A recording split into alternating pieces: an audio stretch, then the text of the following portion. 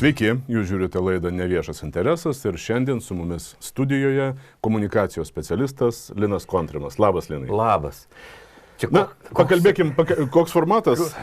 Koks formatas ir koks čia specialistas, nes aš dabar galvoju, komunikacija iš tikrųjų yra toks keiksmažodis. Pavyzdžiui, politikoje, ar ne, pats tu pastebi, kad daugybė politikų ateina komunikaciškai nei kiek needukuoti, ar ne? Ir dar netgi gavę kritikos nekreipia dėmesio. Tai aš kartais galvoju, negalima netgi save specialistų vadinti arba ten ekspertų, nes niekas tavęs neklauso. O jeigu viešųjų ryšių geriau? Aš manau, kad mūdu, kadangi esame tiek seniai pažįstami, kad aš galvoju, kad mes turėtumėme gal į viešumą kitą visai dalyką. Asmenybių, dviejų žmonių pokalbis, ar ne? Nes ko trūksta? Taip ir bus. Na, kodėl komunikacija tokia svarbi šiandien, aktualija, kuri pagrindiniuose puslapiuose, pagrindiniuose naujienose, naujos vyriausybės formavimas, vis tiek negalim šito neaptarti, liktume nesuprasti, bet jei dabar pradėsim kalbėti, o panagrinėkime naujosios vyriausybės programą, tai turbūt kas antras taip pat viską išsijungs. Todėl gal jos nenagrinėkime, arba bent jau palikime ateičiai ir trumpai, kas ten naujo ir įdomesnio, gal yra kokių įdomių dalykų. Bet pačios vyriausybės formavimas ir ministrų vertinimas viešoje erdvėje, ką mes šiandien matom, tai baisi kritika ministrams, kurie dar nepradėjo darbo. Taip. Apie tai jau buvo vienas kitas straipsnis, vienas kitas įrašas socialiniuose tinkluose, kas čia yra, kad tokia banga sukelta dar net nepradėjus ministrams darbo ir dėl ko jie kritikuojami. Tai naujasis paskirtasis, na dabar jau turbūt galėsim sakyti naujasis, nes Seimo posėdis priesaika visą kitą, laida jau pasirodys po viso to, tai ministras, kultūros ministras, jeigu jis jo bus, kreipėsi kažkada į LRT dėl Ritos Miliūtės vedamų laidų. Taip. Na, kreipėsi, jis ministerijos kancleris buvo, tai buvo ministerijos, institucijos kreipimasis, dabar iš to daroma didžiulė problema. Kaip galima skirti kultūros ministrų žmogų, kuris drįso kreiptis dėl Ritos Miliūtės. Pagalvokim. Ir kitas pavyzdys yra naujasis vidaus reikalų ministras Martynas Katelinas, kuris taip pat viešumoje baisiai kritikuojamas už ką? Už pažiūras. Už pažiūras ir poziciją. Negalima jų turėti. Reikia būti kaip kai kurie 16-20 metų ar 20-24 metų vyriausybės nariai, kur iš vis neaišku, nei kokios pažiūros, nei iš kur jie atsirado. Bet tiek to, dabar apie dabartinę kritiką kalbamės, tai kaip pačiam atrodo, kas lėmė šitą kritikos bangą? Mes praleidžiam kartais pro akis ir pro ausis vieną labai svarbų dalyką šitoj politiniai komunikacijoje.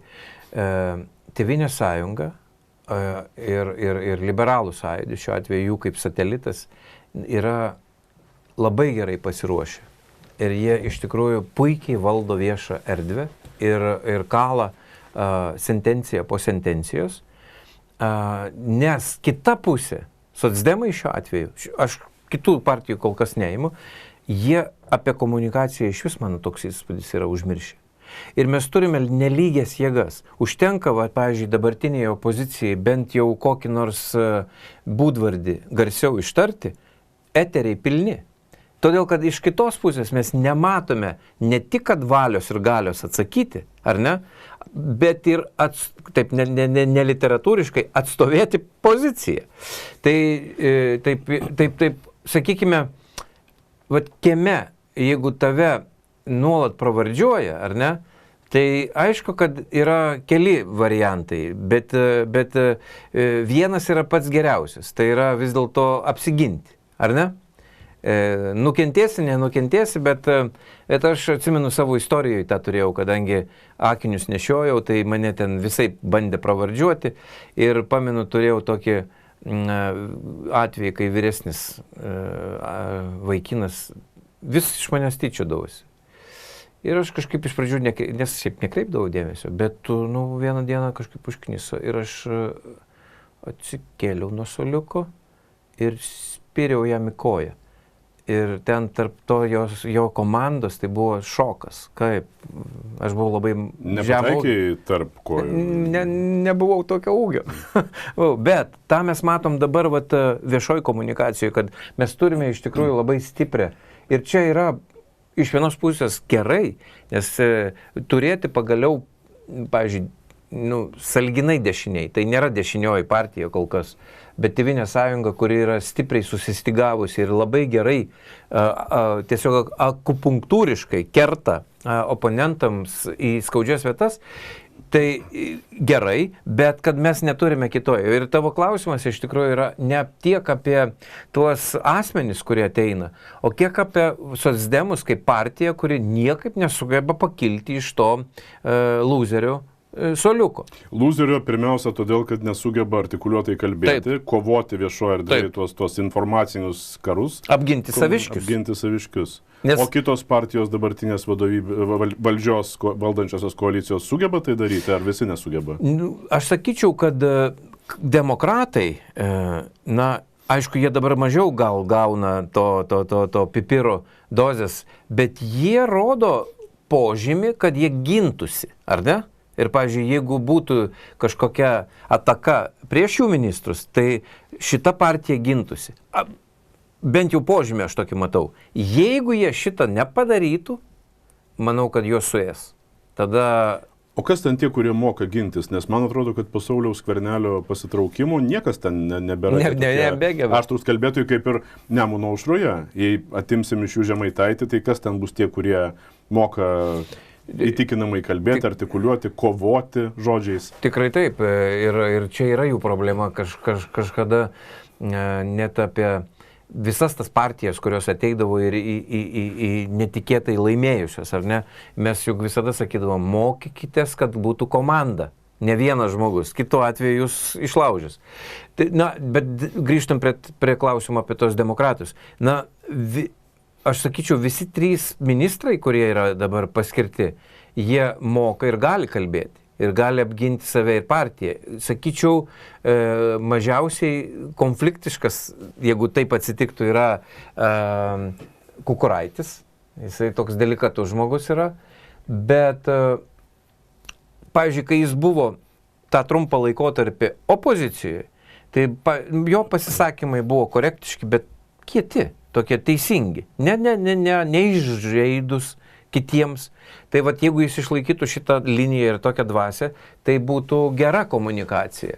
Bet čia mes turime vis dėlto kalbėti apie kabineto inkorporę komunikaciją. Ir negalime pamiršti, kad vis dėlto pagrindiniai žaidėjai yra socdemai. Ir jeigu jie ir toliau, nes jie, tiesą sakant, praleido vieną įvartį po kito, jau nuo pat pradžių, tiek tas Blinkevičiūtės ar ne šou, jisai čia bando save kažkas tai paguosti, kad ten buvo gera akcija. Ne, jie taip savo šovė į koją, kad šlubuoja iki dabar. Tai aš noriu pasakyti, kad jie kažkaip nesusikaupė. Ir dėl to aš dabar gal skirtingai negu kad tie, kurie mėgaujasi pamatydami silpnasis Sinkevičiaus kabineto pusės ir jį tarkuodami. Aš priešingai sakyčiau, kad aš norėčiau padaryti pauzę. Aš norėčiau vis dėlto pamatyti, ką šitas kabinetas pradės daryti. Ir tai netrūkusgi pamatysime. Va tada galbūt ta kritika bus. Dabar kas yra? Jeigu mes įsijungtumėme su tavim į tą bendrą chorą, kad čia jie tokie, anokie ten ir vienas ministras, ir kitas tarsi ne savo vietoj, mes piltumėme vandenį ant to malūno, kuris šiaip tuščiai suka girnas. Tuščiai suka girnas. Jeigu kritiškai žvelgtumėme į tą laikotarpį, kuris buvo praeitos kadencijos, ar ne, tai mes iš tikrųjų turime užtaisyti daug bombelių, kurios dabar sproginėja ir iš tikrųjų jos nekelia gal politinės dramos, nes švytuoklė pas mus grįžo, bet kelia valstybei dramą. Turiuomenį finansinius įsipareigojimus, atlyginimų išmokėjimą, kai baigėsi kadencija, o priima sprendimą, kad reikės didinti atlyginimus kažkuriam sektoriui. Tai lygiai tas pats ir su tuo mūsų paminėtu LRT. Juk irgi buvo įsrėktas pokytis, kurį dabar bando šita dauguma pakeisti. Ir iš principo, aš sakyčiau, kad LRT temą politizuoja dabartinė opozicija, ar ne?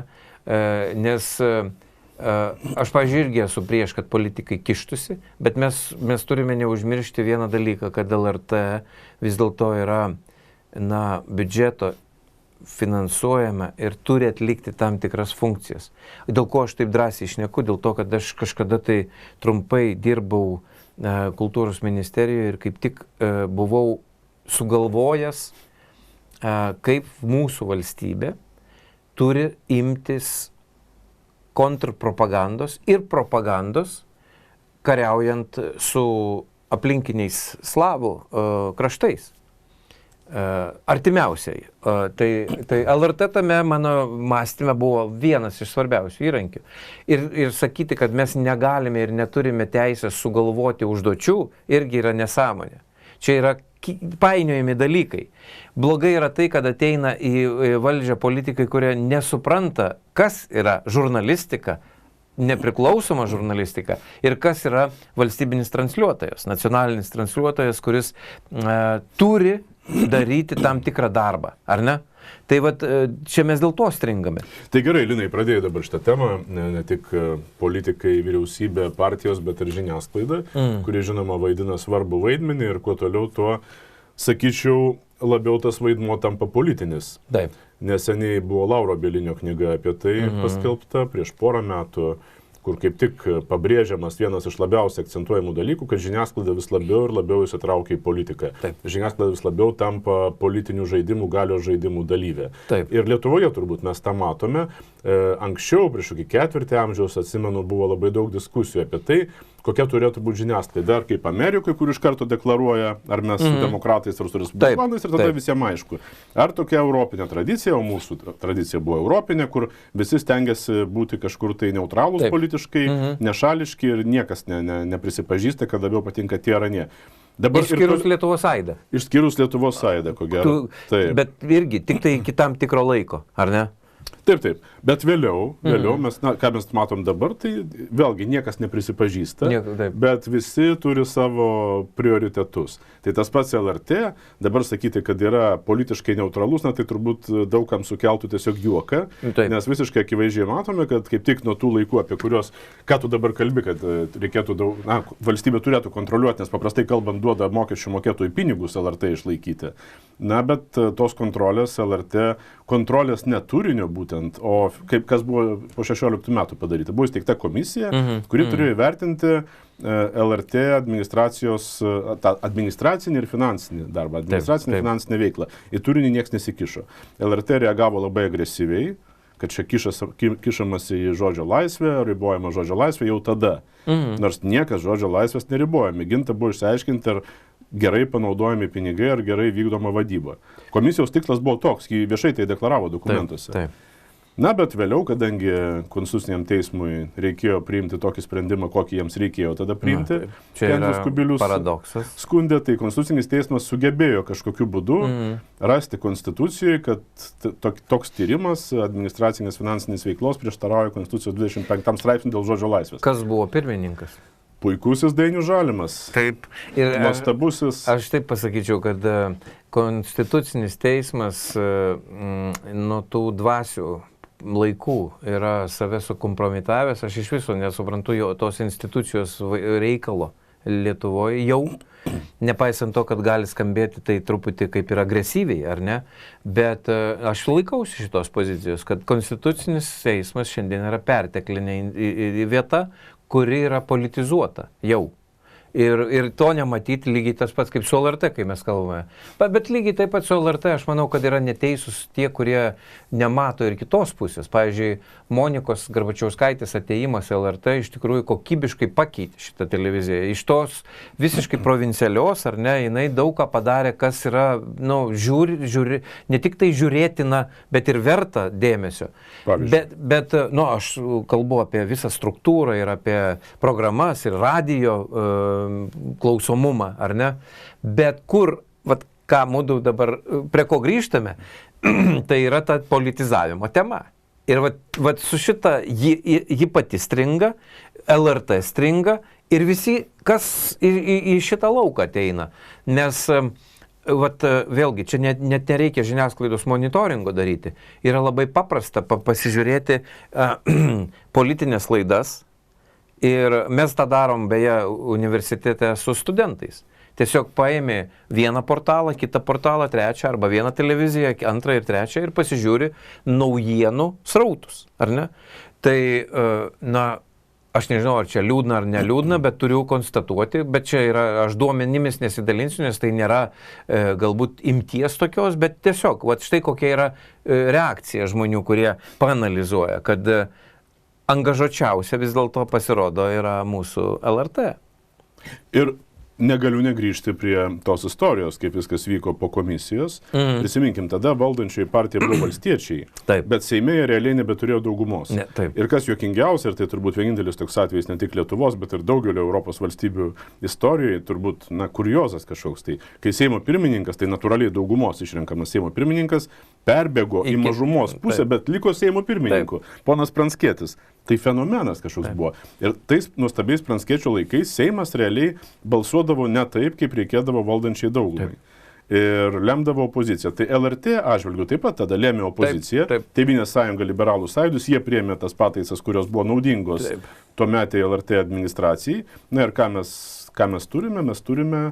Tai čia aš jau kalbu ne apie, atsiprašau, aš kalbu apie, taip, aš sakiau, valstiečių laikotarpio Seimas. Na ir viskas baigėsi tuo, kad dabartinė LRT administracija tiesiog yra dėkinga toms partijoms, kurios padėjo pasiekti to, ko reikėjo tai administracijai. Tai yra Tėvynės sąjunga, tai yra LRT. Ir mes tai puikiai matėme tai, kad ir startavo naujas politinis sezonas 20 metais, po to, kai rinkimus laimėjo Tėvynės sąjunga. Tai ką mes matydavom rytais LRT televizijos laidose, ateina koks nors naujasis ministras ar nauja ministrė ar kitas politikas ir vyksta tiesiog reklaminis pokalbis su juo arba su ja. Viskas, tiesiog buvo dirbama ta kryptim, politinė kryptim. Ir čia šitą mes turėsime vis dėlto klausimą, kaip visuomenė anksčiau ar vėliau išspręsti. Ir veltui masto tiek dabartinė LRT komanda, tiek politikai, kad čia viskas baigėsi. Ne, niekas nesibaigė. Aš manau, kad liko pakabinti klaustukai, tik tai koks dalykas yra.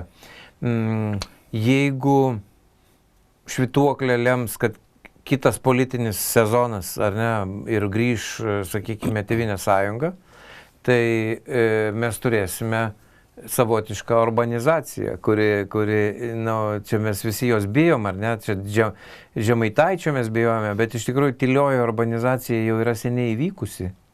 Jeigu kalbam apie medijas, ar ne, yra ypač apie nacionalinį transliuotoją. O kas yra Orbanas šitos urbanizacijos aplinkybėmis Lietuvoje? Tegul dabar žmonės pagalvoja. Nes iš tikrųjų aš kolektyvinis Orbanas? Aš manau, kad jis yra kolektyvinis, bet jeigu jį pradėtumėm pešioti, ten yra labai konkretus asmenys, kurie šitame žaidime žaidžia ir vienas kitą gina ir vienas kitą dengia, ar ne?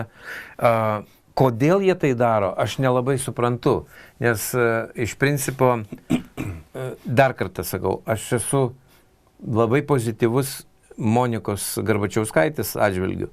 Ir čia yra, tiesiog, ar ne? Bet labai esu kritiškas tam tikram turiniui, kurį LRT transliuoja. Ir balanso nebuvimu. Ir man jie tai telpa, ar ne? Bet niekaip nepanaikina kritinio mąstymo. Bet yra žmonių, kurie, kai tik tai LRT tema atsiranda, jie praranda kritinį mąstymą. Ar ne? Ir vieni stengiasi įsiteikti vieniems, kiti kitiems ir staiga atsitinka taip, valstybė lieka šone. Ar ne? O šiuo atveju, jeigu mes taip pasižiūrėtume, kas tas kolektyvinis Orbanas, ar ne?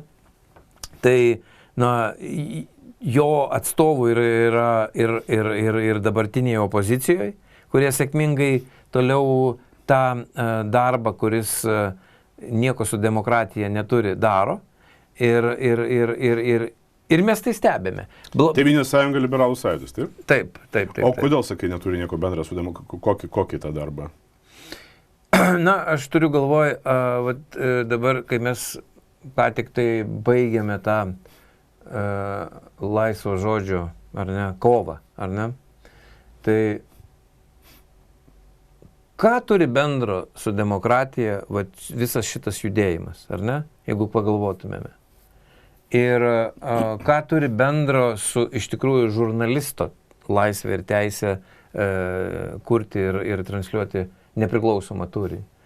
Tai mes puikiai suvokiame, vat ir dabar pats tu paminėjai, kad yra tos kompanijos žmonių, kurie jau dabar vėl kritikuoja ir vėl nepatenkinti vienu ir kitu, arba ten būsimų ministrų dėl to, kad drįso kažko užklausti. Na, reikia tiesiog prisiminti, kad kultūros ministerija yra ta ministerija, kuri šiaip tai prižiūri būtent tą lauką, kuriame LRT veikia. Ir aš sakyčiau, kad kartais per silpnai prižiūri ir menkai prižiūri. Ir kviestis ir klausti, kas vyksta, šita ministerija turėtų gerokai dažniau ir kiečiau, ar ne? Bet tik ne apie Ritą Miliūtę, kaip galima ją liesti. Ne, teisingai. Ne. Rita Miliūtė, taip, iš tikrųjų yra... Aš tai jai jaučiu vieną simpatiją dėl jos žemaitiško kraujo. Bet ir žemaičiai būna keisti žmonės, ar ne? Žemaitaitis yra žemaitis, ar ne? Na, žemaitaitis tai prastas žemaitis. Prastas. Nes iš tikrųjų tai jisai nedrįsta pasakyti tai, ką mudu su tavim žinome nuo gimimo, kad žemaičių tauta yra tauta, ar ne? Kad kalba yra kalba. Ir čia visi bando kažkodėl tai į Vytauto laikus nueiti. Ne, tiesiog žemaičiai formavosi ilgus šimtmečius, ar ne? Bet čia ne ta tema, apie kurią mes dabar... Taip, mes grįžkim šiek tiek prie žiniasklaidos politizavimuose, tai dabar kalbėjom vėlgi apie LRT, tu sakei, kad daug gero galima pasakyti apie dabartinę direktorę Moniką Garbačiauskaitę-Budrienę. Čia mano subjektyviai. Aš taip pat galiu pasakyti apie ją daug gerų dalykų, aš ją pažįstu, ačiū Dievui, beveik 4 amžiaus ir gerai pažįstu. Daug ilgiau. Ir ji sukūrė Delfi portalą, ji padarė iš esmės šį portalą numeris 1 Lietuvoje, tai yra labai nemaža dalimi jos nuopelnas. Ji yra, mano supratimu, ar bent jau buvo tikrai tuo metu puikiai žiniasklaidos vadybininkė. Taip. Kitas dalykas, ji mato, kas vyksta mūsų viešoje erdvėje ir neviešas interesas, kaip vadinasi šitą laidą, užkulisiuose, kas vyksta. Taip. O tai yra džiunglės, tai iš esmės yra kova, grobonių kova dėl didesnio kąsnio, dėl medžioklės plotų. Taip. Ir Monika tos kovos taisyklės gerai išmoko. Taip. Dar dirbdama Delfyje. Ir ji sugebėjo kovoti nagais ir dantimis už savo įmonę, gindama jos interesus, gindama tokiose kovose, tokiose džiunglėse. Ir jie atėjo vadovauti LRT jau išmokusi tai daryti ir suprasdama, kad tik taip galima prasiskinti kelią mūsų krūvinoje, kaip sakyti, konkurencinėje aplinkoje, kuri egzistuoja ir politikoje, ir žiniasklaidoje, ir toje erdvėje, kuri dabar atsiranda iš tos mišrainės politikos ir žiniasklaidos. Ta irgi matyt puikiai suvokė. Ir dabar ji tiesiog kovodama kariaudama tos džiunglių karus, elgėsi taip, kaip jie atrodė teisinga, tam, kad laimėtų ne kažkas kitas, nes jeigu yra logika, kad jeigu kažko nesunaikinsi, tu sunaikins tave, neįdrėksi, neįkasi, tu nenugalėsi, tu nugalės tave, tai ji taip pat kovoja šitos žiaurius karus, kariauja ir, kol kas visai sėkmingai, ji išlaiko savo postą, ji išlaiko tą politiką, redakcinę politiką, kuri, kaip jie mano, yra svarbi ir gera dabartinėje LRT, kuriai jau daug metų vadovauja. Galima tai suprasti. Galima tai suprasti, ar pateisinti galima visais atžvilgiais, nežinau, čia turbūt daugam kiltų klausimų, juolab, kad LRT nėra kaip Delfi privati įmonė, tai vis dėlto yra iš valstybės biudžeto išlaikoma organizacija ir čia jau gali kilti klausimų, kodėl ji valdoma taip, kaip būtų valdoma privati įmonė. Bet mes juk tai ir drįsome pasakyti, kad bent jau, aš kaip sakau, mano simpatija žmogui yra netrukdanti matyti kritiškai ir vertinti kritiškai turinį, kurį daro šitą mediją. Tik tai tiek, kad aš galbūt esu žmogus, kuris vartoja tą žiniasklaidinę produkciją kitaip negu kad elementarus žmogus. Aš sugebu ją išskaidyti, ar ne? Man nėra LRT vienas daiktas, man tai yra vis dėlto grupė, ar ne? Aš ir kanalus skirtingai vertinu ir žiūriu. Dėl to aš ir sakau, kad turiu labai daug pliusų, bet kai pareina kalba apie politinę komunikaciją, tai va šitoj vietoje aš turiu kritikos ir kol kas jos neatsiimu, ar ne? Ir kodėl neatsiimu? Dėl to, kad aš nematau kol kas balanso. Kodėl sugeba balansą padaryti privačios medijos, ar ne? Tiek TV3, tiek Delfi. 15 minučių sakyčiau, kad turėjo šiek tiek mano akise nuslydimų. Į kurią pusę? Jie angažuotesni pasirodė kai kuriom politiniam jėgom. Bet... Na, palauk, o kai Delfi ištisai sėdi ir kalba, interviu duoda Gabrielius Landsbergis, vienintelis, kuris taip duoda nuolatinius interviu. Bet čia, Vladai, mes irgi turime pasakyti, nepasiduokime tai pagundai. Ne kanalas tai padaro, ar ne portalas, ar ne, tai yra viena laida, ar ne, vienas išėjimas. O antraštės, kaip pažiūrėjom, kas yra front page.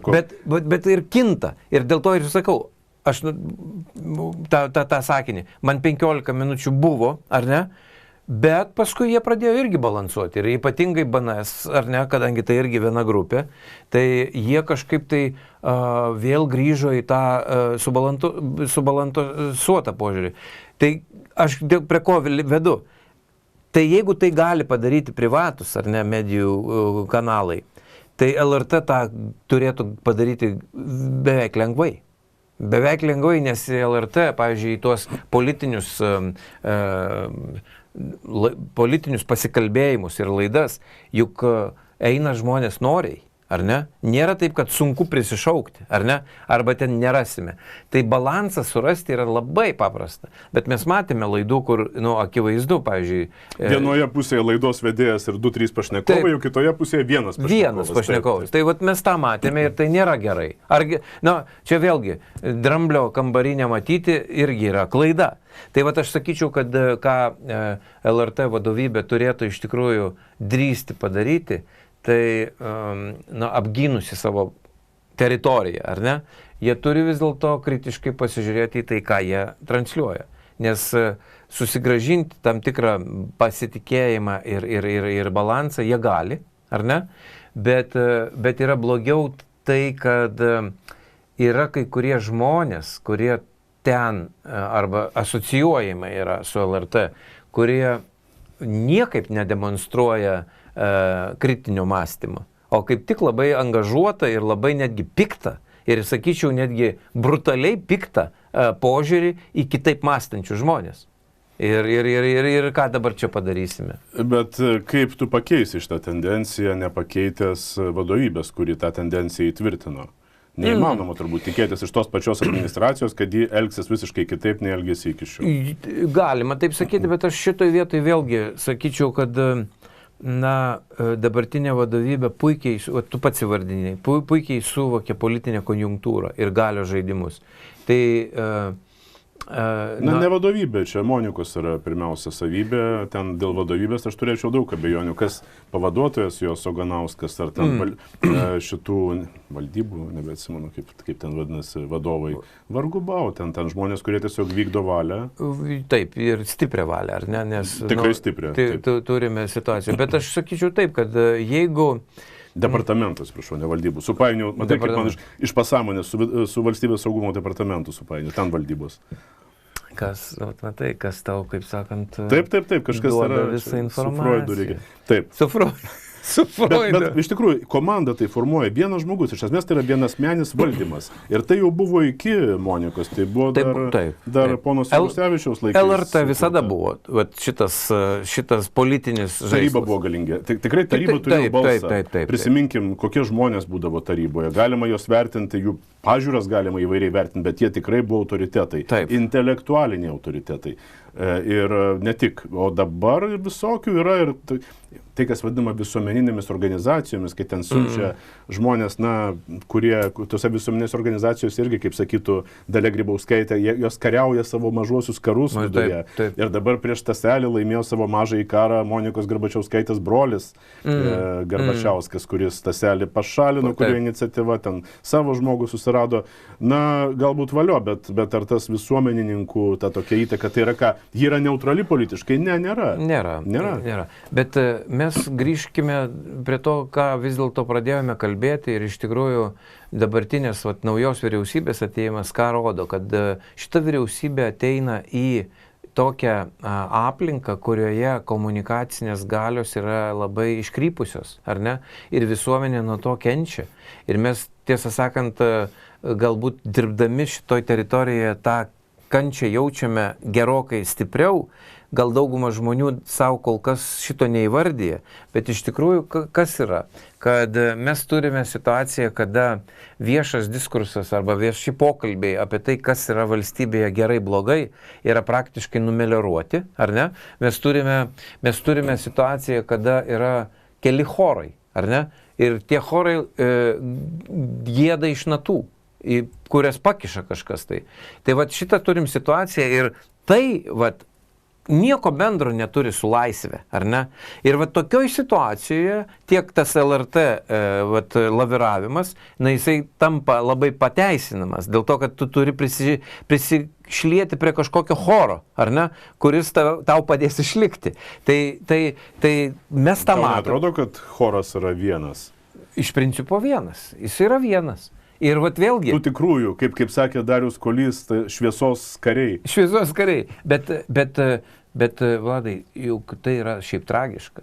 Mes turime tai irgi įvardinti, kad tai yra mūsų kaip valstybės ir mūsų kartos žmonių pralaimėjimas. Juk, žiūrėk, aš niekada neužmiršiu to laisvės dešimtmečio, kuris po nepriklausomybės atėjo, kada čia knygos plūdo, kada mes kalbėjome pilną burną ar kavinėje, ar eteriuose apie esmes, ar ne? Ir tai buvo svarbu ir įdomu. Dabar pasakyti savo nuomonę, yra finalinis atvejis. Tu gali pasakęs nebūtinai grįžti namo. Ir mes turėjome tokiu atveju, tiesą sakant, ir su saugumu netgi susijusių žmonių. Ir mane tai, pavyzdžiui, liūdina. Ir aš gal tik tai, kodėl vis dėlto savo to baimės jausmo neįjungiu, dėl to, kad aš spėjau jau pagyventi, ar ne? Ir man kartais yra svarbu pasakyti tai, ko kiti galbūt nepasakys, va šitoj konjunktūriniai situacijoje, kad yra plikas žmogus, plikas, ar ne? Nevaidinti, kad, pavyzdžiui, kad mes turime stiprų prezidentą, ar ne? Aš, pavyzdžiui, visada viliuosi, kad tą kritiką, kurią išsakau jo atžvilgiu, ar ne? Aš visada viliuosi, kad protingas, edukuotas žmogus išgirdęs pagalvos, nes turi visus šansus pasikeisti, ar ne? Resursus turi tokius, kad nei tu, nei aš negalim pasvajoti. Apie prezidentą kalbėjau. Jo. Bet ne tik tai, pavyzdžiui, ir politikai, kurie gauna mandatą, ar ne, jie yra visiškai kitokio galimybių lygio žmonės negu kad mudu su tavim. Jie turi kitą resursą, bet tu pasižiūrėk, ar jie į tai investuoja, ar jie klausosi. Tai kaip ir dar kaip dabartinis prezidentas, man atrodo, bando ribas ir konstitucijos ribas ir pažiūrėkim, kaip ministrai atsiranda ir išnyksta kandidatūros, kaip prezidentas jau formuoja ne tik kas yra anksčiau daryta užsienio reikalų ministerijos vadovybė, krašto apsaugos ministerijos vadovybė, šiuo atveju konkrečiai paskyrė užsienio reikalų ministrų savo patarėją, kas yra retas šiaip atvejais turbūt ir klausimų yra dėl mūsų konstitucijos, bet gerai, ten užsienio reikalai yra sritis, ir prezidentas, bet kartu su vyriausybė atsako. O kur dabar vyriausybės vaidmuo? Kęstutį Budrį, kai skyrė prezidentas, vyriausybė jo nenori, bet jis vis tiek yra paskirtas. Bet net ir energetikos ministras ankstesnis buvo. Prezidentas pasakė, kad turi būti yra. Aplinkos ministrų pasakė, bus ne šitas, ne aplinkosaugininkas, o štai šitas ir atsirado. Aš tai pasakyčiau taip. Tyriamoji žurnalistika Lietuvoje, tarsi formaliai jinai skleidžia sparnus, ar ne? Tai aš norėčiau tyriamiesiems žurnalistams ištransliuoti žinutę. O padarykite monitoringą bent jau viešų šaltinių susijusių su prezidentu ir jo galimais interesais. Dėl ko aš taip sakau? Aš ne dėl to, kad įtarinėjau kaip nors, bet man atrodo, kad kažkas yra ne taip, ar ne? Kad yra dalykų, kurių mes nežinome. Kodėl tai ne viešais interesais. Ne visais. O kas tai galėtų būti? Užuomina bent jau pasakyk. Aš pasižiūrėčiau jo buvusią veiklą ir dabartinę. Aš pasižiūrėčiau labai projektus, kuriuos jisai gina, ar ne? Ir verslo tuo pačiu. Ir pasižiūrėčiau, kas ten visur slypi. ne todėl, kad būtinai mes ten ką nors atrasime. Kartaisgi gali būti, kad žmogus turi kažkokią, pavyzdžiui, silpnybę vokiečiams, ar ne, arba vokiečių kalbai. Aš, pavyzdžiui, turiu.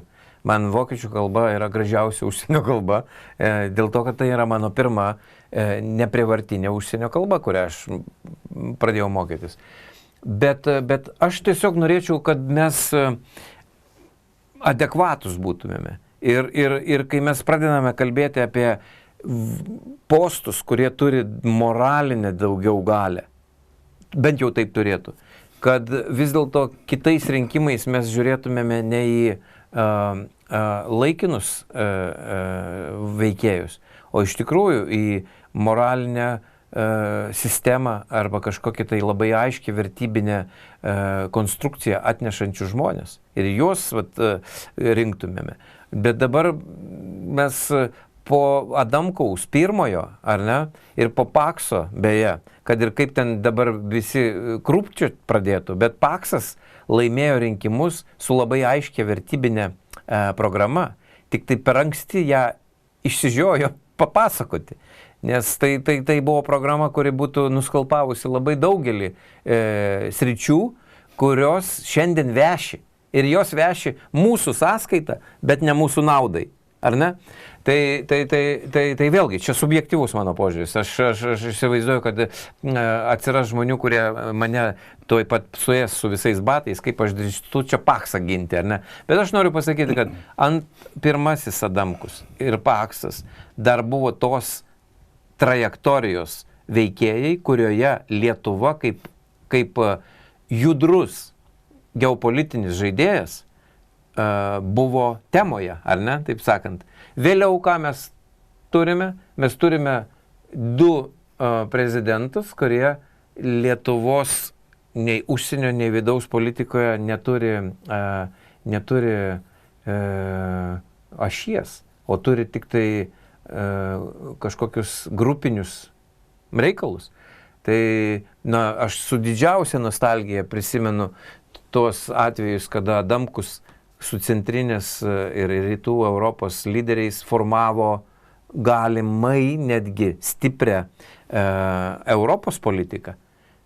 Ir tai būtų buvę labai tranku, jeigu, pavyzdžiui, būtų išlikę taip, kaip yra. Ir šiandien Lenkam, ar ne, visai kitaip sektųsi Europoje griežti, jeigu šalia būtų stiprios asmenybės, pavyzdžiui, Lietuvoje, ar ne?